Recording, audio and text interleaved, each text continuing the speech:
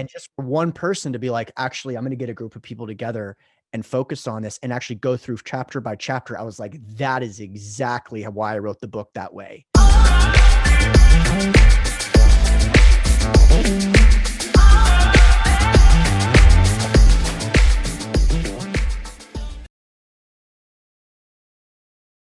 Hey guys and gals, it's Logan Freeman, and this is the LiveFree Investors Podcast. I interview investors and business owners who share investment advice so you too can live free. Today, I'm talking to the one, the only Hunter Thompson. And I have to tell you, Hunter, I've told you this before, but your podcast, your content, your book, your conference, your connections legitimately have taken my business to the next level. The way that you wrote around your book, around how you utilize different systems and tools to raise capital, the 100 topics for content. I mean, I can go on and on about, I did a book club about your book. So I'm excited to have you on today, and I'm very excited to pick your brain. So why don't you tell everybody a little bit, if they don't know, about yourself, who you are, and kind of what you do. Sure. So first of all, let me say, I appreciate the kind words. And actually, when we launched the book, which is Raising Capital for Real Estate, which is available for free at raisingcapitalforrealestate.com. You got to pay $8 for shipping. And you get awesome freebies too. That's true. Yeah. They're only available on the website, which we can talk about as well if you're interested. But, I wrote that book with the intention of giving people a playbook to raise significant capital in today's economic environment and in the world of developing relationships online. And the reason I wrote the book, there's a lot of reasons. One of which is that I want to help people get control of their finances and help their friends and family and loved ones invest in predictable niche cash flow investments. Absolutely. And the other, though, is that I'm a competitive person. And I knew that this book needed to be written. Yep. And I wanted to I'm competitive, not only in terms of whatever's in the bank account, but in terms of how much of a positive influence I can have on the sector and people's lives.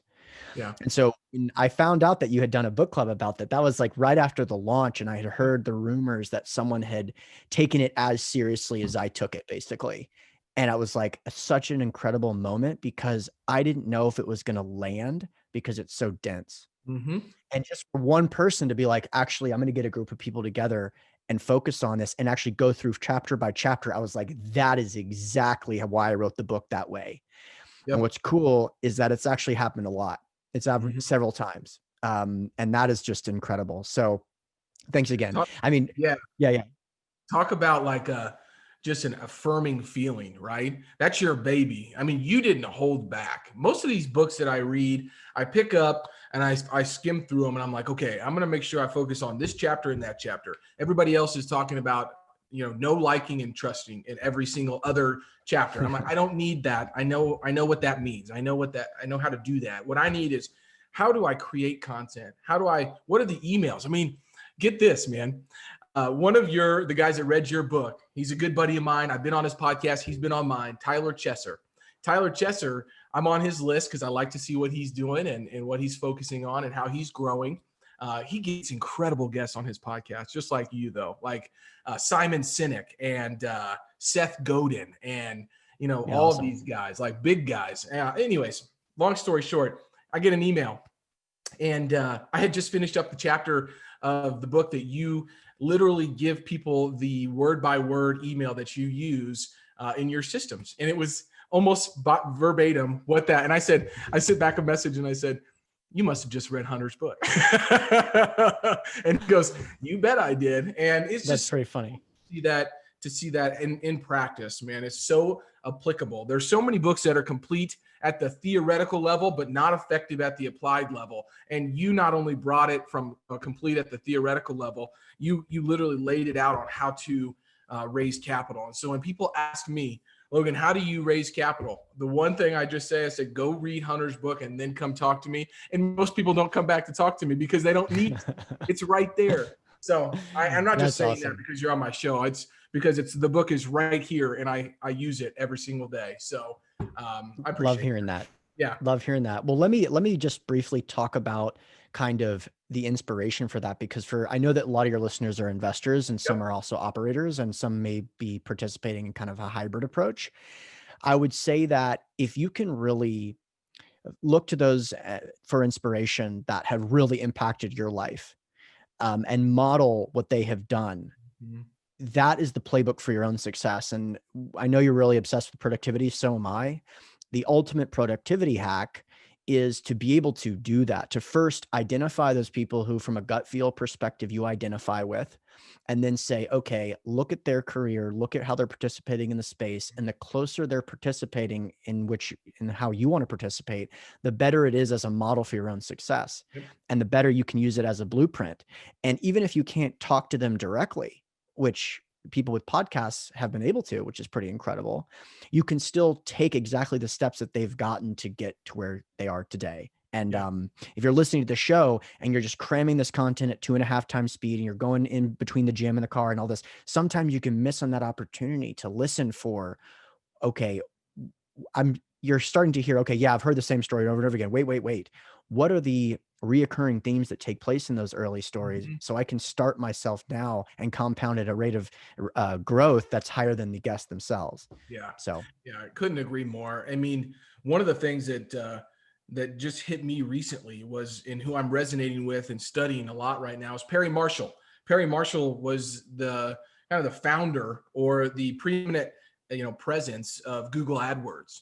And mm, he took the 80-20 principle, Richard Koch's book, and he applied that to sales and marketing.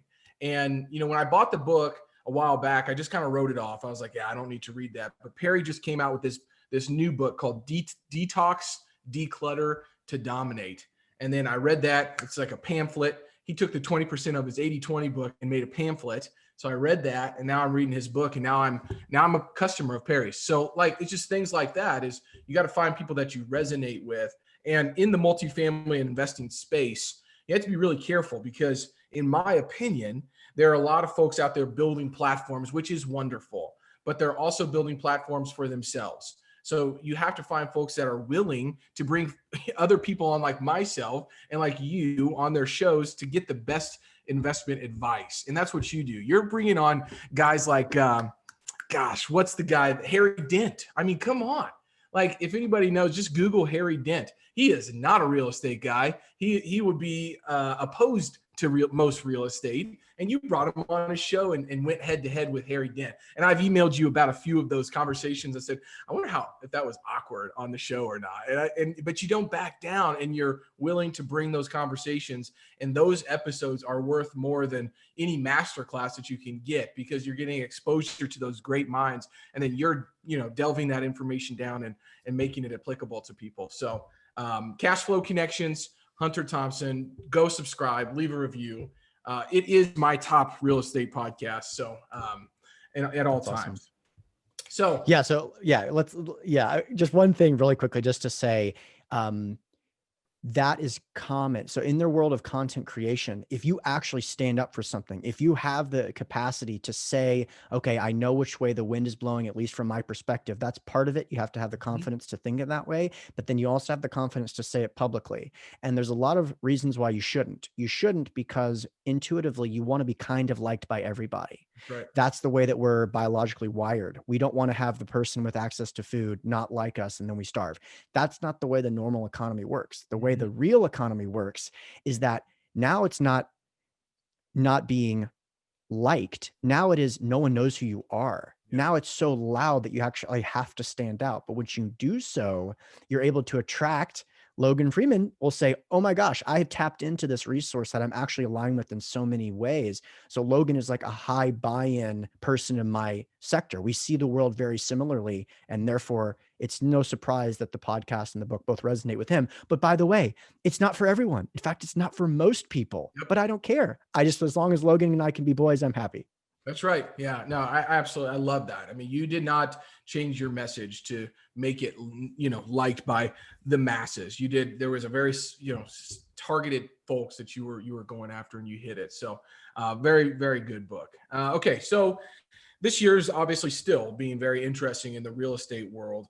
I've seen it as a little bit of an opportunity to grow my business and my presence in our market that we're at. But I have to ask you, so, keeping up to date with all of the current opportunities, challenges, trends, different things that are going on. I think I know the answer to this, but tell me your thoughts, how you overcome that challenge, you stay up to date, and then continue to, I'm not going to say you iterate on your investment thesis, but it's always changing a little bit. And one of our good buddies, both mutual friends, I was just texting before we got on the show, is Jeremy Roll. I wish I would have invested in his one of his startup companies that he invested with, Pure Boost, because I am a huge fan of that, a raving fan of Pure Boost. I buy everything that they put out. But I respect yours and Jeremy's investment thesis a lot. So how has that maybe changed, or how are you keeping up to date on that? So there are so many ways to answer this question, but I think a lot of people get caught up in the difference between narrative and actual investments. Yep. Right. So our thesis has not meaningfully changed since 2010. When I got into this space, it was because of an aversion to volatility. It was a search for yield. It was a search for predictability of outcome. And so I was very drawn to the recession resistant assets. So mobile home parks, Yep. self-storage, assisted living. Recently we put out an ATM deal, which has really resonated with our audience. And that is something that will likely not change regardless of the market cycle. However, the percentage allocation will. And that's where the difference between the narrative and the actual investments is. So we actually only did one deal in 2020 so far, and it was a non-real estate deal. And that is not against anyone that did do a deal. It's just that we did not find the perfect deal to do in that environment. Sure. In part because the transaction volume was reduced by so much that was very challenging for us to find a market rate and therefore justify a discount to that market. So what would be a good discount? 5, 10, 20? You couldn't tell at a certain point because the transaction volume was so slow that 5% or 10% of what was the obvious question. So I'd say, yeah, exactly. I'd say that, looking at the tailwinds versus headwinds, I'm a big proponent of the senior living space. Yeah. And people that are listening to this podcast surely are familiar with the demographics and the reason that that industry is poised for just long-term success. That is something that we're all knowledgeable about. That's not new news to anyone that's listening to the show. But looking into the details a little bit, that's creating a lot of interesting dynamics. It's not just the demographics. There's also an incredible investor appetite for that space, meaning that there's more buyers and sellers and lenders, likely meaning that there'll probably be a lower cap rate environment going forward for many years to come. But that's not the whole story. The other story with that asset class is that it's very complicated. And those complications lend itself for there to be a big discrepancy between mom and pop owners and best in class owners. So the systems, the processes, the amount of labor, the amount of attention to detail, each one of those line items where you can save $100 or $500 a month per bed, let's say, that can be very consequential, multiplied by 12 divided by a 5 or 8 cap, I should say. So, I mean, that's a big picture summary. The ATM business is something, again, I'm sure some of your listeners are about to just stop the podcast right now since I mentioned the ATM business. And it's like, has this guy never heard of PayPal? But we found a very interesting demographic play here where the unbanked and underbanked are the core demographic of the usage of the ATM transactions. And again, headwinds versus tailwinds. Yes, PayPal, Venmo, credit cards, these things exist, but they require bank accounts. And it does create a headwind or potential for headwind with technology. But on the other side of the equation, I see a banking regulatory environment that is only going one direction, especially since Dodd-Frank, mountains and mountains of regulations, which make it economically unviable for banks to have low balance clients. On the other side of that, again, the perpetually low interest rate environment that we're continuing to be entered into has made banks change their entire model, where Bank of America went from making 90% of their revenue from interest rates and loans to now just 50%. And that 50% reduction or 40% reduction is because they increased their fees. So low balance fees, monthly fees, late fees, et cetera. So if you are an individual that has a net worth of $600, which tens of millions of people in the United States do, it's not economically viable for you to have a bank account. And when you don't have a bank account, you're in the world of cash. And so cash is here to stay, Yeah, as it is. crazy as it sounds. Yeah, I'm a firm believer in that. And let's be honest too, there's a lot of activities that go on in the United States that require cash. And we'll just leave it at that too. And so, in my opinion, I looked at some of the ATM stuff, and I don't know exactly which one that I didn't look at the operator, but when I met Dave Zook, that was the guy who was kind of bringing some ATM stuff to fruition at that time, and I respect him dearly as well, the real asset investor. So definitely an interesting one to look into. I mean, the cash flow. I watched your webinar, and that's why I emailed you, because Oh yeah. man, this is really unique, because the cash flow of those deals is very, very high. And it's almost predictable, right? I mean, there's some good data to kind of back that up. All right, so we went through. We're still going through the health pandemic. We went through an election change. I've had so many investors and buyers and sellers reach out to me wanting to transact now because they're worried about capital gains tax and the elimination of bonus depreciation, right? And then even the 1031 exchange was sort of on the chopping block as well. So a lot of people are kind of concerned about that piece. If you could give a forecast into 2021, give me your thoughts on where the opportunities might be, or where you guys are focused on. Has that changed from 3 months ago? Yeah. So I won't sound like a broken record. And this is just a strat. I mean, there's no surprise why, you mentioned Jeremy Roll. Yep. He is a really influential person in my career and someone that I modeled a lot of my thesis after. Sure. He was basically someone who was about 5 years ahead of me when I entered into the space. And a Wharton grad, right? It's good to kind of model those people that are ahead of you and have that kind of background. One of the things that I'll kind of admit is that as investors, the name of my company is Asym Capital. It's short for asymmetric. And so we're always trying to look at things on a risk adjusted basis. And similar to the world of content creation, sometimes you have to take a stand when it's unpopular to do so. And that can be from a content standpoint, and that can be from a financial standpoint. And by the way, if you can do that, it can be lucrative if you have the stomach to do both of those things, to take a stand. And, going back to 2010, for example, when I say I started my career at that time, a lot of people may look at the chart and go, wow, what an incredible time to invest. But I can tell you, if you remove the second part of that chart, if you start at 2010 and delete everything on the right, it doesn't look so good. It looks scary. And when you have your whole friends and family going, you're completely insane, just be a dentist. What are you talking about? You're going to go start a real estate company. That can be lucrative, right? And so, but it is important, if everyone is looking right, it is important to look left before you go left. It doesn't mean that you go left just because everyone's looking right. And I think that that's something I've learned as I start to be more mature, I hope, as an investor. But I'll give you an example. If you go listen to one of our podcasts, any of our podcasts, starting back in 2018 or so, I made a lot of very bullish comments on retail broadly. In fact, you were at a conference where that was a central theme, at least a narrative. If you were reading between the lines of comments that I was making, which I know you kind of caught wind of, I was making a lot of really positive comments about retail. And the reason why is that the media hype about the retail apocalypse was completely overblown and was encompassing a business model that had nothing to do with the challenges that sector was facing. So we're all aware of Toys R Us. We're all aware of Best Buy and Circuit City and these challenges, but there was just so many shopping centers across the United States on a national basis that were seeing store year over year, all-time highs and year over year growth.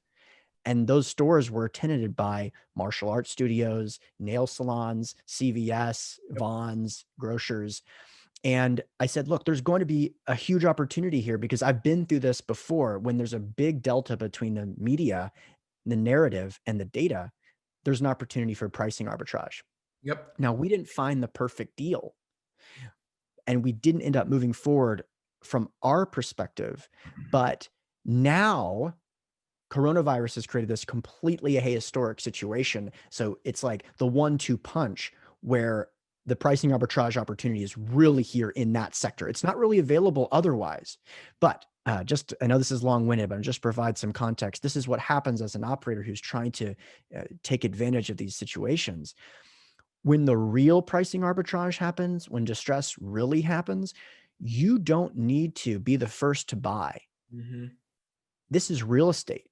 We can act like barges, not speedboats, and you can still experience multi-generational double-digit returns.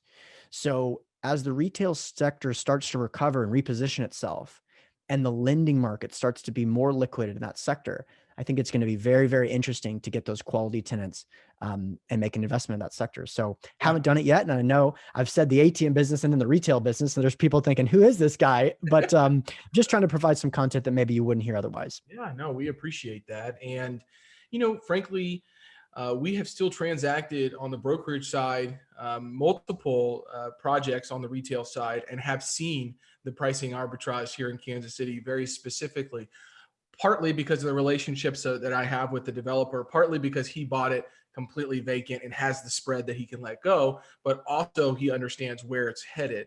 And so very unique that we've done about 150,000 square feet of triple net lease neighborhood retail shopping centers. And we were doing an office building right now as well. But it's unique because we have now 8 months of COVID, data to look at, okay, where are the dollars at? How are collections coming in at? Don't think it's going to get necessarily worse from that standpoint. We haven't shut down here again in Kansas City, but also this is one thing I want to point out. If you're listening to that media and you're listening to those headlines and doing that research, you are probably not the person that's utilizing those neighborhood retail shopping centers anyways.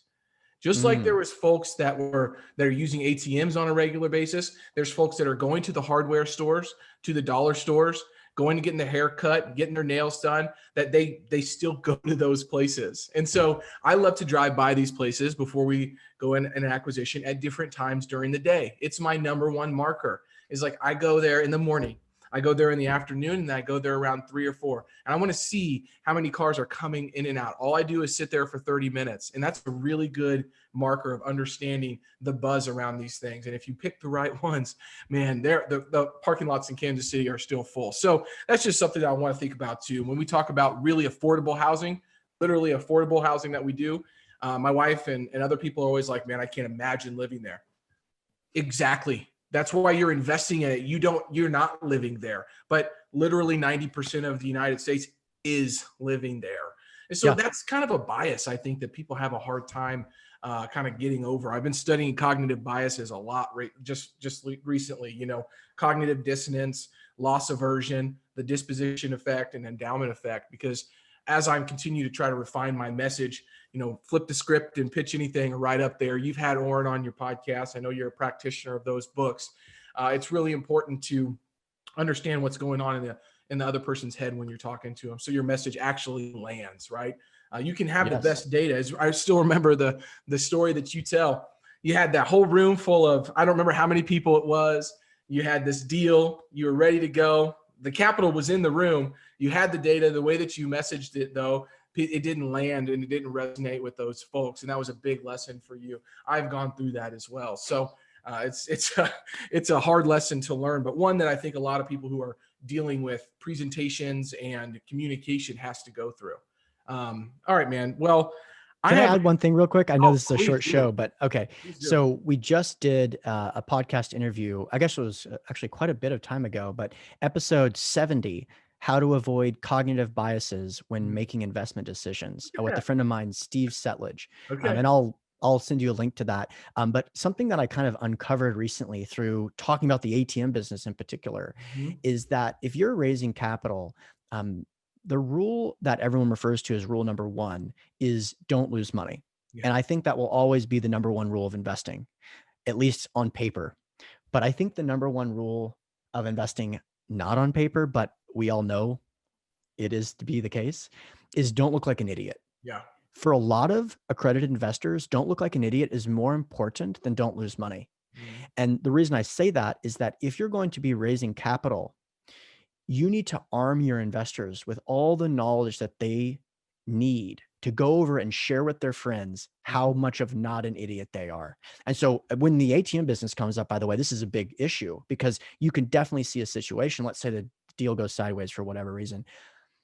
A lot of their friends are going to think, well, dude, it was the ATM business. It was 2020. What did you think? So we give them all of the narratives, all the angles, all the data so they can go in their friends and go, I know you guys think the ATM business is going out, but listen to all this. And then all of a sudden they become the super smart guy that is interested in sharing those deals. So anyway, cognitive biases, very powerful. Check that interview out. It is so powerful. And I used it on my last deal. We raised $2.7 million in 10 days, which is a big deal for us. And one thing I did was, I do this full webinar that I follow your step-by-step plan that you give in the book. And then I also have started to create 6 to 8 minute flash rolls for people. And I put it on our portal and they're like, what is a flash roll? I'm like, just listen to it. And they listen to it and that's what they share. Hey, I know you won't listen to a 50-minute webinar, but here's the chief development officer of this deal I'm investing in talking about, the benefits and the risks in 8 minutes. You can get people to listen to that. So I've taken that into our capital raising approach, and it's spread like wildfire because it's on YouTube and I can see how many people have viewed it. And that always gets viewed way more than our actual webinar does. So those are all really great tips. So Hunter, one thing I like to do, I've been throwing in my interviews. I'm sure you have read, or maybe you've heard of the Tim Ferriss book, Tribe of Mentors. And it's basically is a book of him aggregating the best thinkers and the best business people in the world and asking them very specific questions. And I'm just going to ask you 2 or 3 of these because I'm very curious. I don't think you've ever been asked these questions, and I don't know if you've even read that book or heard these questions. So are you ready for these? Yes, let's do it.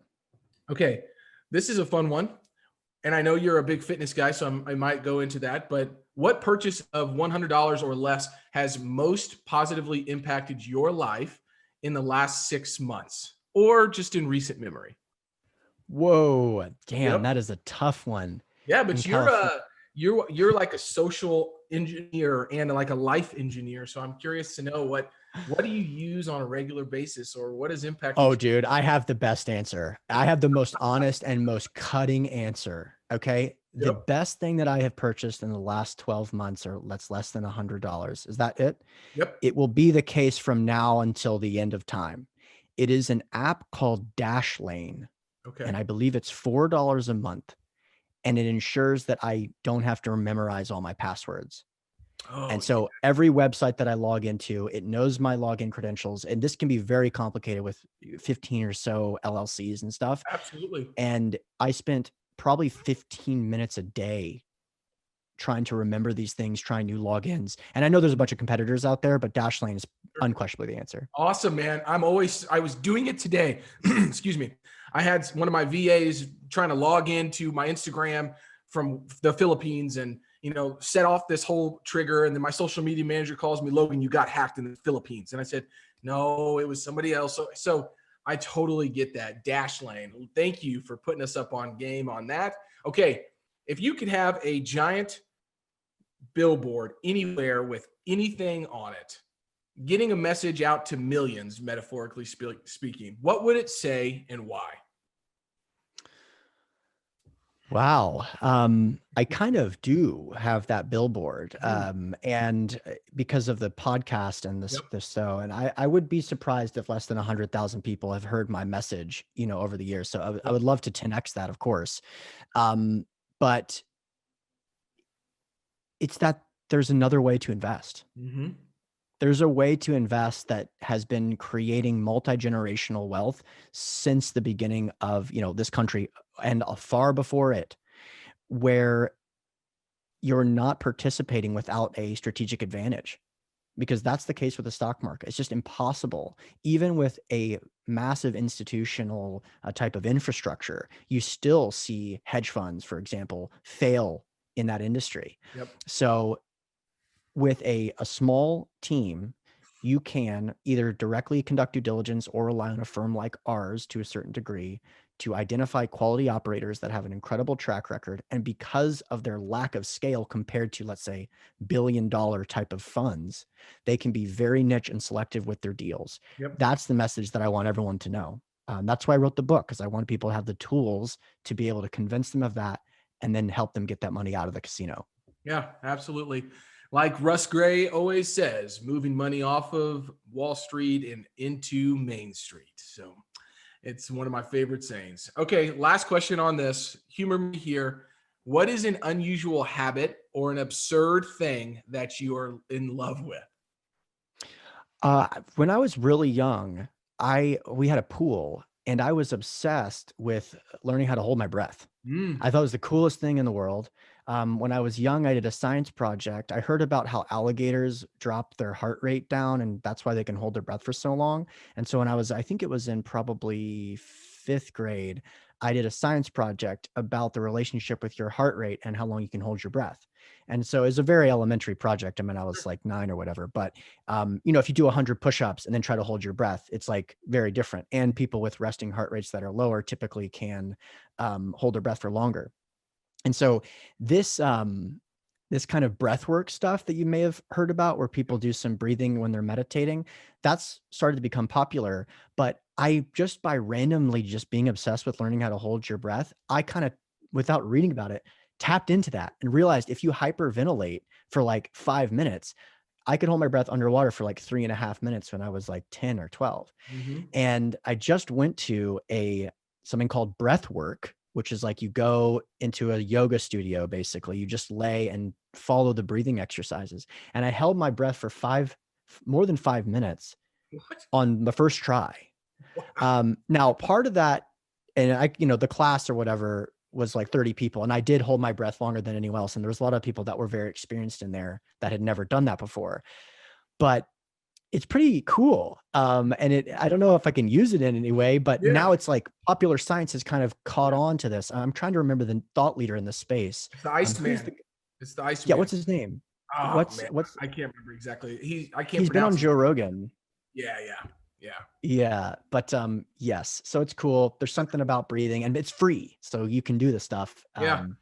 Increase your vitality and stuff. He's a big proponent of cold weather training as well. And I think we are, Tony Robbins does the cold plunge every single morning. People talk about the cold shower. And, it's just frankly one of the things that you can do to make yourself harder. And I mean that in the right way, but you do CrossFit on a regular basis. I see you busting out the rowing. By the way, I was the number 1 ranked United States rower for 2 years, indoor rower at the 500 meter row rate. And I was 0.04 off of the world record all time. The world record was 113.7, and I did it at 114.1. That is awesome. I had 3 people holding the rower down. I was pulling it so hard, and my butt popped off still, and I still didn't get the world record. But it's okay. But you're on a regular basis making yourself harder, and you're doing things that are not easy. And I think that is such an important lesson for people. We are just so conditioned to be comfortable all of the time. And people are like, why do you get up at 3:30 in the morning? I said, because you're not. And I'm trying to do something. So anyways, can I make a comment about that real quick? I know we're trying to hustle through this, but like, there's a reason that you and I are friends. So like, every time you say something, I'm like, yeah, that's right. So I'm going through now something that's been really challenging, and I want to share it as much as possible because I think there's some key takeaways, though I'm in the middle of it. So it's hard for me to see. About a year ago, I have been having some issues with wrist flexibility and decided to get surgery in my left wrist in pursuit of doing push-ups again and also being able to do Olympic lifts, which I've never done. Sure. And unfortunately, the surgery, I don't know how to say, it didn't go well. And the scar tissue drastically reduced my flexibility. And I think I permanently kind of damaged my wrist in pursuit of this. And it sucks and it hurts because it is a little bit of my well-being to be 34 and to think I can't do a normal push-up ever again. But number 1, I don't get paid to work out. Number 2, the only reason I work out is because it's a hard thing to do. And now it's just a little bit harder. So it doesn't matter. And once you start to realize that, you start to be invincible. Now, in all fairness, I thought that this story I was telling you right now is how I was going to tell you about how the doctor said I was never going to do a push-up again and that I was able to do a push-up, right? That's what I went into. I was like, watch me, because that's my attitude. But this is an interesting moment to have. Like, I was really met with this realization, and now it's like, okay, now I'm in my mid-30s. This is a different kind of learning experience where there is something to this. Like, I'm getting something out of the challenge as opposed to just, holy crap, I forced it through or whatever. Anyway, I don't really know where I'm like, what the key takeaway is yet, because it's emotionally challenging to get over, but I know that something in there is useful for somebody. You know what I mean? Yeah, absolutely it is. And I'm sure you will be able to be self-reflective enough to get those takeaways out. That's not easy, man. I mean, I've had injuries before, but everything has typically healed, right? It's one thing to heal. It's one thing to say, you're not going to be able to do something the rest of your life. Like that is a hard message to hear, especially with a guy like you, a guy like me who's like, yeah, right. But there's certain things in life that is the way it is. Like if you break an ankle, like I have before, you probably aren't going to be able to play basketball like you did before. It's just things like that, that you have to think through. And there's things in life that you can use. I always say that sometimes your greatest breakdowns can be your most amazing breakthroughs in life. And so I've been through a lot of stuff in my life that has created a new perspective and new opinions about things. And so, I always love the saying is like, you can't do something until you do. And it's like, that's so true. It's like, what do you mean? It's like, you can't do it until you do. And once you start to understand that, that's when your perspective on things change. So, well, I got an email 52 minutes ago from the one, the only Hunter Thompson about the new capital raising summit. So I want to hear the inception about what this is, who it's for, and how folks can find the summit, because I'm super stoked for this.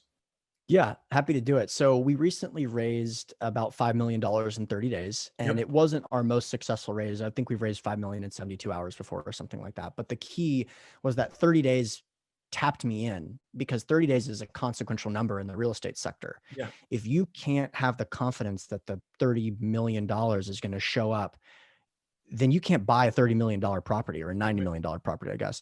Well, that's a huge limiting factor for a lot of people that want to participate in the non-institutional space. Mm-hmm. They want to have the confidence knowing, if I can underwrite, I can asset manage, then I can buy a deal if I can make the money appear.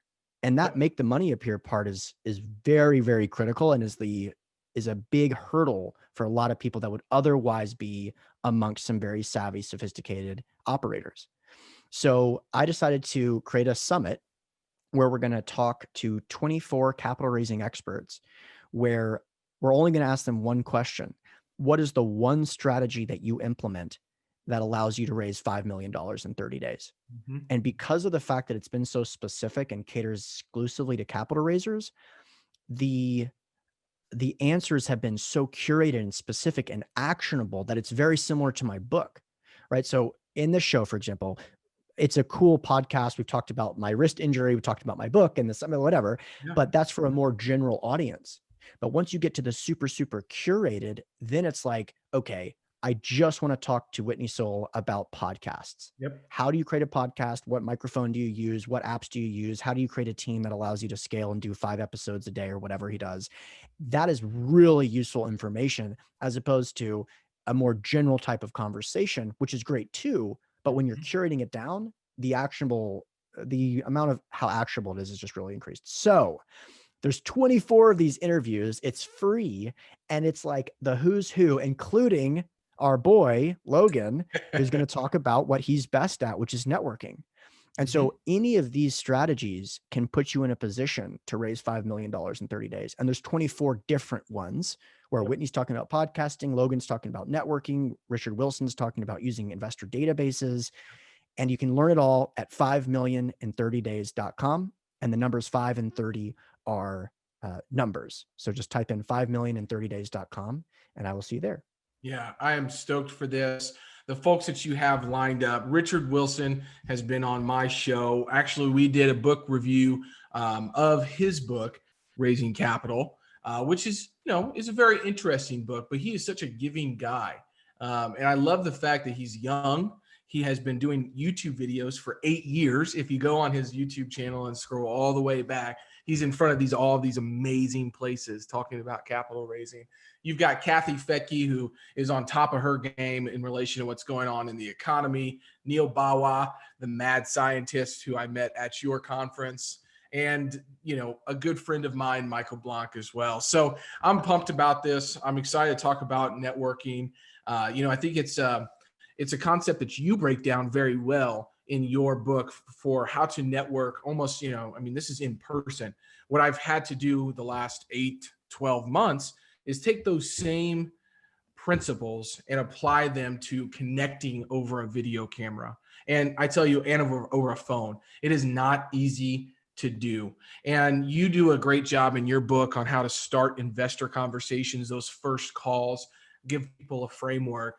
What I'm going to hopefully bring to the audience in this summit is the ability to build rapport very quickly on the phone. And it's not an easy thing to do. It's very difficult because people are like, why am I on the phone with you? What am I going to get out of this? And why should I care? And those are 3 things that you have to be able to answer really quickly. So I've got a framework. I'm excited to share about it. We will definitely have the link to 5millionin30days.com on this show. When does this launch, Hunter? We just sent out the email today. And so we're taking on registrations now for the free ticket. And then all of the interviews will be made available on January 6th through the 8th. Okay. January 6th through the 8th. Get your year That's right. started off right. Man, Hunter is, are you taking on Joe Fairless? Isn't that his week of his summit? I don't believe so. Is that right? Okay. I hope not. I thought for some reason his was right then and there too. So I hope not. That'd be unfortunate because I have a lot of respect for those guys. And I want to go to their conference. Yeah, Joe's a great guy. I've talked to him multiple times and he has a wonderful book too. Super stoked about the 5 million in 30 days summit.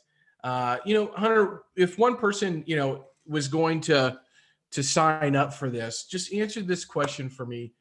Why this summit? There's 1,000 other summits going on, on a regular basis, so many virtual events. Why is this one going to, hold people's attention? I know the answer, good. I want to hear it from you. Good question. So I take the content that I put out very seriously. And so if you liked the way the book was written, for example, you liked the way the interview was conducted and the fact that I'm trying to give you the actual playbook to take a framework and reverse engineer it and apply it to your own life, that's what the goal is. Mm-hmm. So in these interviews, for example, a lot of the guests who are well-known speakers, are used to giving information which is a little bit more general because most people don't care about the actionable advice. Most people don't care about which podcast microphone to use because they're not actually going to go and do that. And no offense to them. Hey, listen, a lot of our listeners are not listening because they're actually investing in every single deal that's out on the internet. They may just want something to do and they pass the time. That's fine. But that's not what this summit is about. This summit is about giving you the tools. So much so, I'll give you a perfect example. So much so that I can't do all this stuff. So like Richard Wilson's model of getting investor databases, building relationships on LinkedIn has an entire funnel based on that. That's not my model, right? Yeah. But I don't know. I can't teach that model because I don't even have time to learn that model, let alone learn it well enough to do it and then teach it. So I'm like, look, everyone get together in the room. There's no competition because these guys are so deep and there's so much room that they're going to give away the playbook. Mm-hmm. And for free, it's very hard to come by. Yeah, so absolutely. You're asking them one question, which is incredible. Exactly. Hunter, do you want to leave anybody or leave the audience with anything today? Look, I really appreciate giving the opportunity. I think, your show's grown tremendously since I've known you, and that's awesome. Keep it up. Yep. And I hope to see you guys at the summit. Absolutely. Well, the link will be there. This is Logan Freeman with the LiveFree Investors Podcast, where investors and business owners share investment advice so you too can live free. For more insights and ideas on how you can live free, connect and message with me on LinkedIn. connect and message with Hunter on his website. Go to 5millionin30days, right? .com. Did I get it right? I think I got it. 5millionin30days.com. That's right. 5millionin30days.com. Hunter, thanks for joining us today. Thanks again.